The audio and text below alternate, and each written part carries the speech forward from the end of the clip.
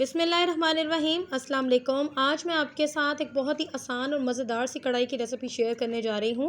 मैं आज बनाने जा रही हूँ बीफ कोयला कढ़ाई। मैं इस कढ़ाई को बहुत ही आसान तरीके से बनाती हूँ, तो मैं किस तरीके से बनाती हूँ आइए आपके साथ शेयर करती हूँ। कढ़ाई बनाने के लिए हमें जो चीज़ें चाहिए, मैंने यहाँ पे बीफ लिया है आधा किलो। आप बोनलेस बीफ भी ले सकते हैं, लेकिन मैंने हड्डी वाला लिया है क्योंकि हड्डी वाले गोश्त से जायका बहुत अच्छा आता है। प्याज यहाँ पे मैं इसमें शामिल कर रही हूँ 2 अदद। इसे मैंने इस तरह मोटे स्लाइस में काट लिया है। हमारे घर में कढ़ाई को ग्रेवी के साथ पसंद किया जाता है, मैं इसलिए इसमें प्याज शामिल कर रही हूँ। अगर आप प्याज नहीं शामिल करना चाहते तो आप इसकी जगह 1 कप दही शामिल कर लीजिएगा। 4 टमाटर लिए मैंने बड़े साइज़ के, जिनका मैंने छिलका उतार दिया था और उतार कर उनको मैंने इस तरीके से मोटा मोटा स्लाइस कर लिया है। अदरक लहसुन लिया मैंने 1.5 टेबल स्पून भर के। कुटी हुई लाल मिर्च ली है मैंने 1 टेबल स्पून। 1/4 टीस्पून मैंने ली है हल्दी। 1 टीस्पून नमक लिया है और हाफ़ टी स्पून पिसा हुआ धनिया लिया है।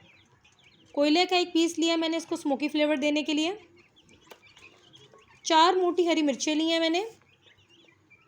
2 टेबल स्पून हरा धनिया, जूलियन में कटी हुई 1 टेबल स्पून अदरक।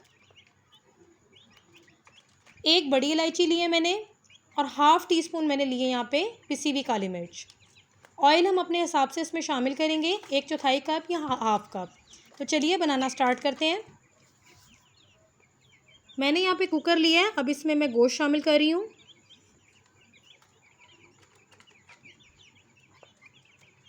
गोश्त के साथ ही हम इसमें प्याज और टमाटर दोनों शामिल कर देंगे।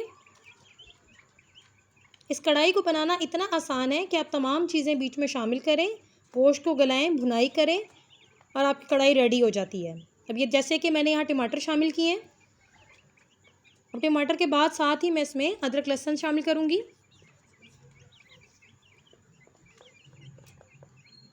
अब अदरक लहसुन के बाद इसमें मैं चारों मसाले शामिल कर दूँगी, नमक, लाल मिर्च, हल्दी और पिसा हुआ धनिया, ये भी शामिल कर देंगे। और इसको अब मैं 1.5 गिलास पानी शामिल करूँगी, क्योंकि टमाटर और प्याज भी अपना पानी जो है वो छोड़ेंगे, तो इसमें 1.5 गिलास पानी काफ़ी होगा। अब इसे अच्छे से मिक्स करेंगे ताकि तमाम मसाले मिक्स हो जाएं बीच में। और इसको मैं वेट लगाऊंगी 15 से 20 मिनट का, क्योंकि बीफ जो है वो गलने में थोड़ा टाइम लेता है। तो 15 से 20 मिनट का वेट लगाकर गोश्त को गलाती हूँ अच्छे तरीके से और फिर मैं आपसे दोबारा मिलती हूँ।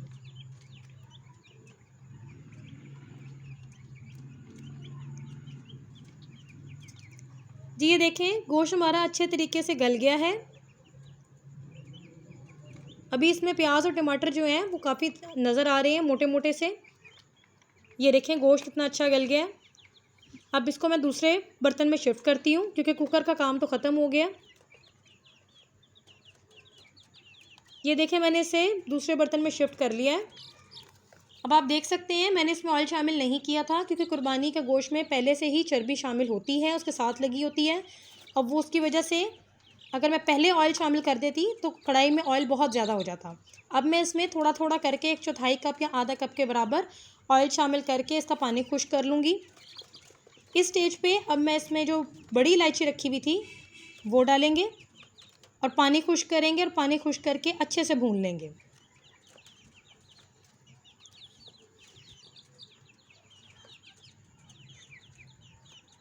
ये देखें मैंने सारा पानी खुश्क कर लिया है और कढ़ाई को अच्छे से भून लिया है। कितनी अच्छी और ख़ूबसूरत सी शक्ल आई है कढ़ाई की।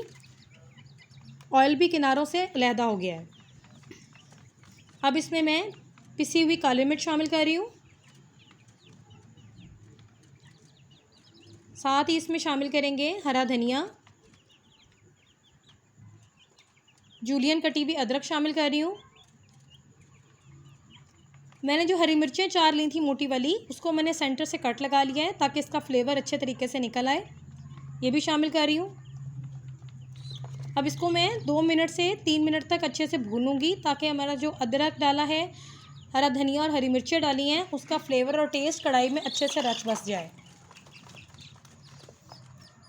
ये देखिए मैंने इसे भून लिया था अच्छे से।